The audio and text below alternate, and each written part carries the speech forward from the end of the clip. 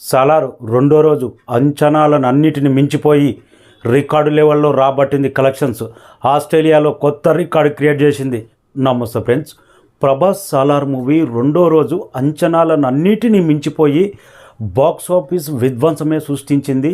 అందరూ ఎక్స్పెక్ట్ చేశారు 100 కోట్ల లోపు గ్రాస్ ఉండొచ్చు, రెండో రోజు తగ్గొచ్చు అన్నారు.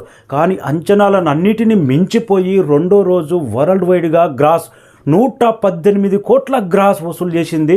మొదటి రోజు అయితే 178 కోట్ల గ్రాస్ వస్తే రెండో రోజు 118 కోట్ల గ్రాస్ అంటే మొదటి రోజుతో జస్ట్ 22% మాత్రమే డ్రాప్ గానొచ్చింది.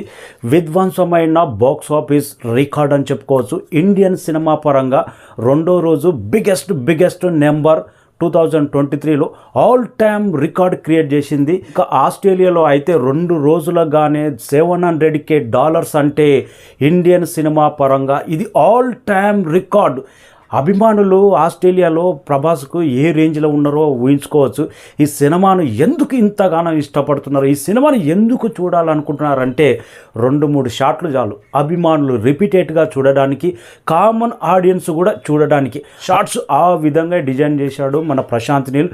ప్రభాస్ ఇంకా మాస్ యాటిట్యూడ్ పర్ఫార్మెన్స్ అయితే పీక్స్. అందుకే ఈ సినిమా విధ్వంసమైన మొదటి రోజు కలెక్షన్స్, రెండో రోజు కూడా అదే దండయాత్ర కొనసాగుతుంది.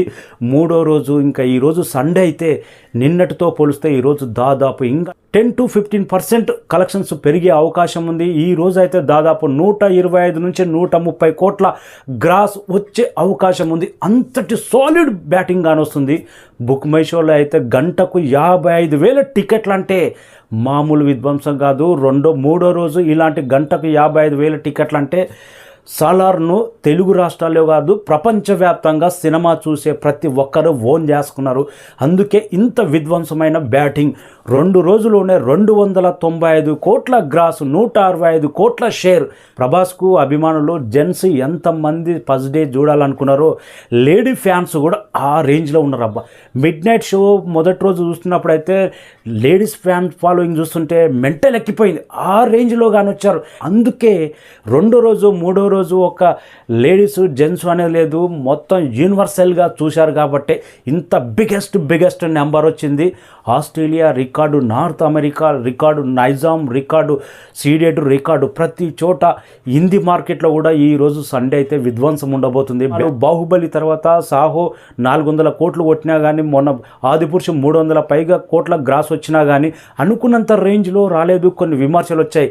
కానీ సాలార్ మూవీతో విమర్శలు అన్నిటిని ఒక్క దెబ్బతో లేపిపాడేసి మళ్ళీ ఇండియన్ బాక్స్ ఆఫీస్ మొత్తం ప్రభాస్ వైపు చూసేలాగా చేసింది సాలార్. కొందరైతే స్వామీజీలు ఇంకా జాతకాలు చెప్పేటోళ్ళు ప్రభాస్ పని అయిపోయింది, సాలార్ నడవదు, ఇంకా ప్రభాస్తో తీసే ప్రొడ్యూసర్స్ కానీ జాతకాలు చూపించుకోవాలని కొందరు ఈ స్వామిలు ఆ స్వామిలు జాతకాలు చెప్తారు. కానీ ఈ కలెక్షన్స్, ఈ పాజిటివ్ రిపోర్టు, ఈ సినిమాకి వస్తున్న రెస్పాన్స్ చూసి వాళ్ళ ఇంకా జాతకాలు ఎవడు నమ్ముతాడబ్బా. అన్నిటికీ ఒకే ఆన్సర్. ప్రజలు మెచ్చిన, బాక్స్ ఆఫీస్ మెచ్చిన సినిమా సాలార్. అదే నిదర్శనం. దండయాత్ర కొనసాగుతూనే ఉంది. డేస్లోనే దాదాపు 300 కోట్లు అంటే ఇంకా 4 రోజుల్లో 550 కోట్లు వచ్చే అవకాశం ఉంది. లాంగ్ రన్లో 1000 కోట్ల మూవీ 100% ప్రభాస్కు రాబోతుంది అన్నట్టు క్లియర్ కట్గా అర్థమవుతుంది.